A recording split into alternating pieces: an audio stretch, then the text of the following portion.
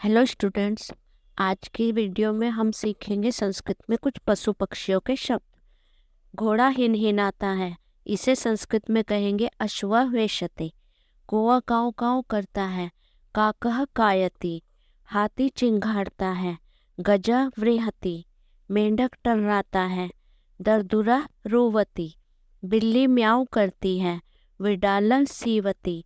भौरा गुनगुनाता है, भ्रमरा गुंजती। आज की वीडियो में बस इतना ही।